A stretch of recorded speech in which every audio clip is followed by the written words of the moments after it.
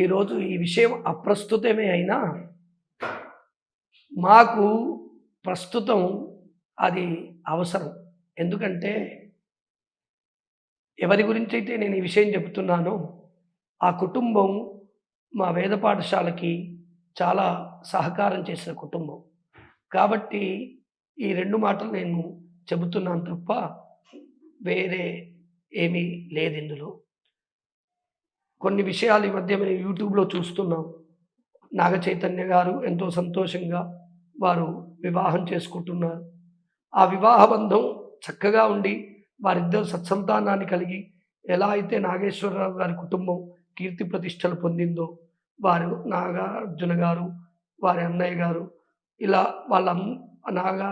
నాగేశ్వరరావు గారి పిల్లలు ఎలా అయితే ఆ కుటుంబానికి కీర్తి తెచ్చారో, అలాగే వారి పిల్లలైన చైతన్య గారు, అఖిల్ గారు ఈ ఇద్దరు కూడా ఆ కుటుంబానికి కీర్తి ప్రతిష్టలు తేవాలని కోరుకుంటున్నాం.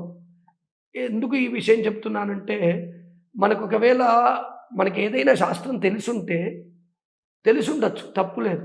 మనం ప్రజ్ఞలం కావచ్చు, విజ్ఞులం కావచ్చు. కానీ ఎవరి చెడు మనం కోరుకోవద్దు. వీలైనంతగా మంచి కోరుకోవాలి. ఒకవేళ వాళ్ళకి చెడు జరుగుతుందని నాకు తెలిస్తే, నేను బ్రాహ్మణ్ణయితే వాళ్ళ గురించి మంచి తపస్సు చేసి, ఏ ఫలితం ఆశించకుండగా ఆ కుటుంబం బాగుండాలని చెప్పాలి తప్ప, ఆ కుటుంబం విడిపోతుంది అని మాత్రం చెప్పకూడదు. అది మహాదోషం. ఎందుకంటే, ఒక దోషం జరుగుతున్న చోట, ఆ జరుగుతున్న వాళ్ళకి పాపం రాదు. ఆ జరుగుతున్న వాళ్ళ పాపాన్ని మనం పంచుకుంటే, మనము దోషపూరితమైన జన్మ ఎత్తాల్సొస్తుంది. కాబట్టి మనము వీలైతే ఎదుటి వాళ్ళ బాధను తపస్సు ద్వారా తొలగించి, వాళ్ళు మనకు సంబంధం లేకపోయినా వాళ్ళ వాళ్ళ యొక్క బంధము అంటే వాళ్ళిద్దరి భార్యాభర్తల బంధము చాలా బాగా ఉండి, వాళ్ళు పిల్లా పాపలతో సంతోషంగా ఉండాలని కోరుకోవాలి. ఈ మాట నేనెందుకు చెప్తున్నాను అని మీరు అనుకోవచ్చు. నాగార్జున గారు, అమల గారు మేము పెట్టిన పాఠశాలలో మల్లాది లక్ష్మీనారాయణ గారి ద్వారా వచ్చి ఈ పాఠశాలకి, ఈ వేద విద్యాలయానికి వారు చాలా సహాయం చేశారు. ఈ పిల్లలకి భోజన నిమిత్తం, భవన నిమిత్తం, గోశాల నిమిత్తం వారి ద్రవ్యాన్ని మాకు అందించారు. కాబట్టి వారికి కృతజ్ఞతలు తెలుపుకోవడానికి వారు బాగుండాలి. వారు చేస్తున్న ఏదైతే సంకల్పం ఉందో, వారు నాగార్జున గారు వారి అబ్బాయికి ఎంతో ఆనందంగా చేస్తున్న ఈ పెళ్ళి వారు అనుకున్నట్టుగా జరిగి, వారికి మనవళ్ళు, మనవరాళ్ళు పుట్టి, వారి యొక్క దారిలో వారికి కీర్తి ప్రతిష్టలు తేవాలని మాత్రం మేము కోరుకుంటున్నాం. అందరూ కూడా ఎవరు నిరుత్సాహపడకండి. ఎందుకంటే నాగేశ్వరరావు గారి కుటుంబం అంటే, నాగార్జున గారంటే చాలామంది అభిమానులుంటారు.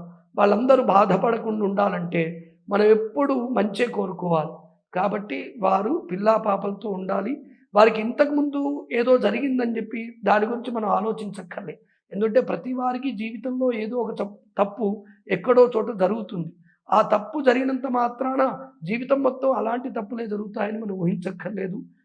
ఊహించక ఉండడం కంటే విశేషం ఏమిటంటే వాళ్ళ బాగు కోరుకోవడం మన యొక్క ధర్మం. ఎందుకంటే మనం అందరం ఈ యొక్క అవనిలో పుట్టాం కాబట్టి, అంటే ఈ భూమి మీద పుట్టాం కాబట్టి, భూమి మీద ఉండే సకల మానవులై సుఖ సంతోషాన్ని కోరుకోవడమే మన యొక్క ధర్మం. కాబట్టి మీరెవరు కూడా, అభిమానులు ఎవరు కూడా బాధపడకండి. చెడు విషయాల్ని వినకుండా ఉంటే మంచిది. అలాంటివి డిలీట్ చేసుకుంటూ వెళ్ళండి. ఆ నాగార్జున గారి కుటుంబం, నాగేశ్వరరావు గారు ఎలా అయితే ఆ కుటుంబానికి కీర్తి ప్రతిష్టలు తెచ్చారో, నాగార్జున గారు కూడా అలాగే తెచ్చారు. ఇప్పుడు చైతన్య గారు కూడా అలాగే తెస్తారని మనం కోరుకుందాం. ఇంకొక విషయం, ఈ మధ్యకాలంలో జ్యోతిష్యం అనే పేరుతోటి జ్యోతిష్య శాస్త్రాన్ని ఆ స్వాములని, ఈ స్వాములని కొంతమంది బయలుదేరి జ్యోతిష్య శాస్త్రాన్ని అపహాస్యం చేస్తున్నారు. కాబట్టి దానికి ఈ యొక్క మాధ్యమాలు సహకరిస్తున్నాయి. అంటే వాళ్ళ వృత్తి కాబట్టి వాళ్ళు సహకరిస్తారు.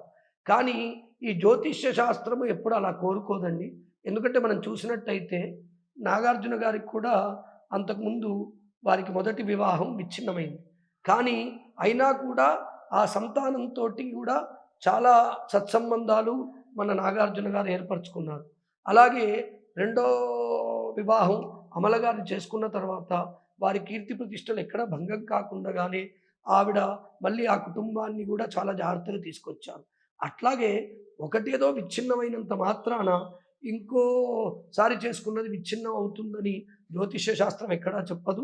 జ్యోతిష్య శాస్త్రంలో అలాంటి విషయాలు ఉండవు. ఏదైనా సూచనలు, దోషంలు ఉంటాయి తప్ప తప్పకుండా జరుగుతుందని ఎక్కడ జ్యోతిష్యంలో చెప్పబడి ఉండదు. ఎందుకంటే జ్యోతిష్యం ఎప్పుడూ 100% కరెక్ట్ ఉండదు. ఉంటే వాళ్ళే భగవంతుడు అవుతారు గదా!